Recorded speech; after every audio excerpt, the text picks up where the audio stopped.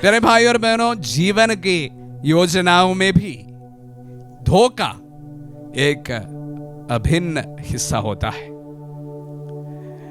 जिस तरह से हमारे जीवन में अनेक मनोभाव है, अनेक भावनाएं हैं, अनेक फीलिंग्स हैं, उसी प्रकार शायद धोखा भी कम से कम हमारे अधिकांश लोगों के जीवन का एक अभिन्न अंग है। 2-3 प्रकार के धोखे के बारे में हम जानते हैं। जब कोई प्रेमी प्रेमिका के बीच में धोखा हो जाए, वो एक धोखा हो सकता है। दोस्तों में कोई धोखा दिया जाए, वो दूसरा प्रकार का धोखा होता है।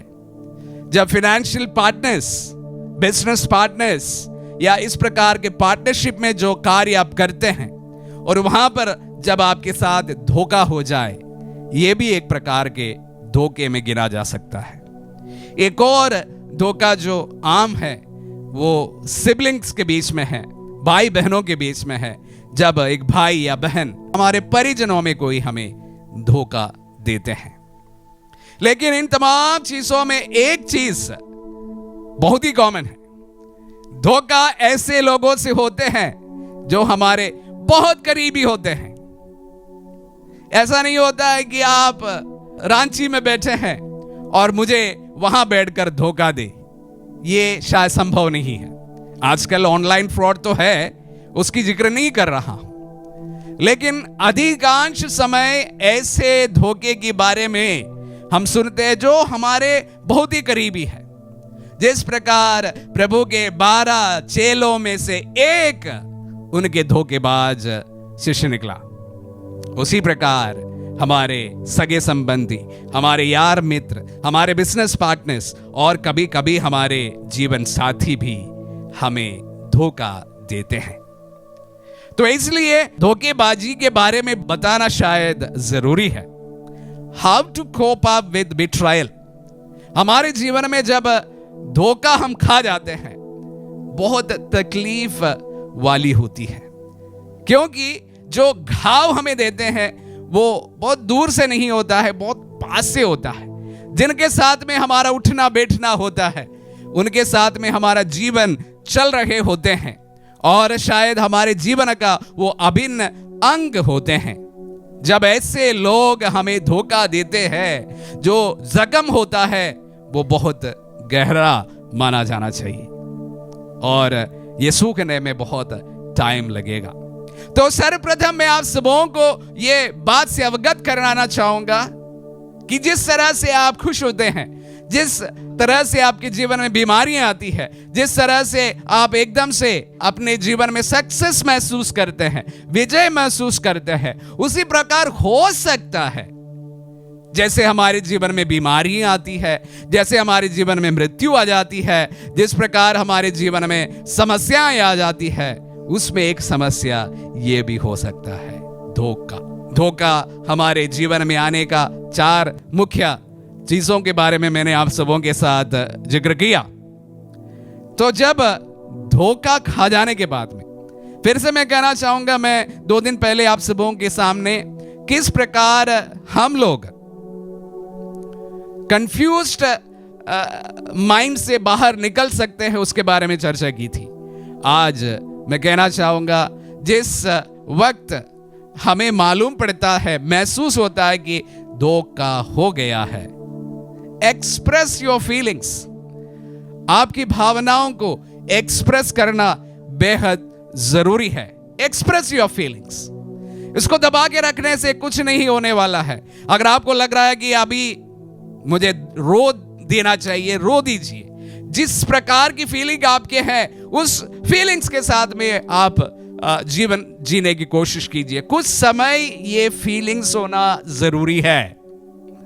तो express your feelings. Once you express your feelings, आप उससे बाहर निकलने के लिए सदैव तैयार होंगे। और उसके बाद में किस प्रकार ये धोखा हुआ, उसके बारे में एक असेसमेंट करिए।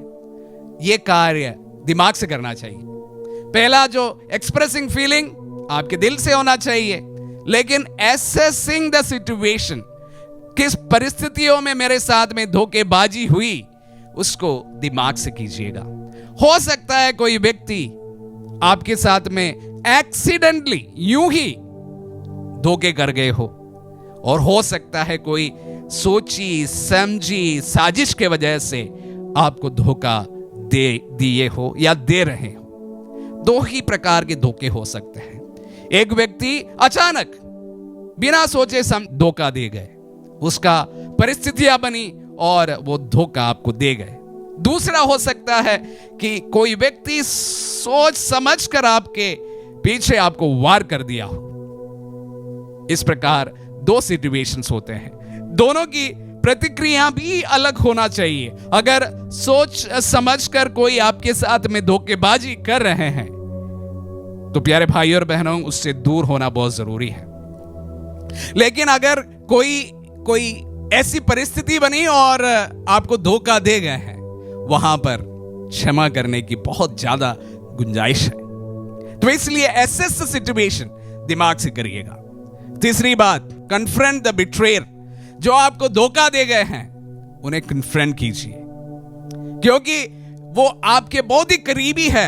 आपके जीवन का बहुत सारे डिसीजन उस व्यक्ति से जुड़ा हुआ होता है। भले आप परिचित हो, भले आपके बिजनेस पार्टनर हो, लाइफ पार्टनर हो, परिवार के कोई हो, आपके मित्र हो, किसी भी व्यक्ति हो जो आपको धोखा दे रहे हैं, कन्फ्रंट दैट पर्सन। उस व्यक्ति के साथ में बातचीत होना जरूरी है, क्लैरिफिकेशन लेना जरूरी है। ये आपके धोखे से निकलने के लिए आपको सहज कर देता है। और उसके साथ साथ अगर आपको मालूम पड़ा, जैसे मैं पहले एक पॉइंट में बताया था कि अगर किसी व्यक्ति ने आपके साथ में सोच समझकर धोखा दे रहे हैं, सेट योर बाउंड्रीज, और उस व्यक्ति से अब्यूज ना किया जाए। आप उस व्यक्ति से दूरियां बनाना शुरू करें। और आखिरी और सबसे महत्वपूर्ण चीज, फॉरगिव एंड मूव ऑन। इससे ज्यादा कुछ कर ही नहीं सकते हैं। अगर आपको लग रहा है कि आपके साथ में कोई धोखा कर रहे हैं और आप इस पर कुछ नहीं कर सकते हैं, forgive that person, last chance, forgive that person and move on. उस व्यक्ति से मूव ऑन कीजिए, बहुत जरूरी है। अक्सर बहुत सारे लोग जिस व्यक्ति के साथ में हमारा संबंध जिस तरह से बना हुआ है, कोशिश हमारी तरफ से पूरी तरह से की जाती है कि वापस सब कुछ सुधर जाए। अक्सर वापस चीजें नहीं सुधरते हैं, तो इसलिए मूव ऑन। हालांकि ये प्रभु के शिष्य यूदास इस्करियोती से मैच तो नहीं खाते हैं, लेकिन प्यारे भाई और बहनों, जीवन जीते समय हमारे जीवन में भी लोग हमारे साथ इस प्रकार दगाबाजी करते हैं। उनके साथ में भी हमें जीना होता है, उससे भी उभर कर हमें कल के सवेरे की ओर चलना पड़ता है। तो इसलिए इन तमाम चीजों को अपनाते हुए ऐसे नेगेटिव सिचुएशन से, नेगेटिव लोगों से हम अपने आप को बचाए रखें।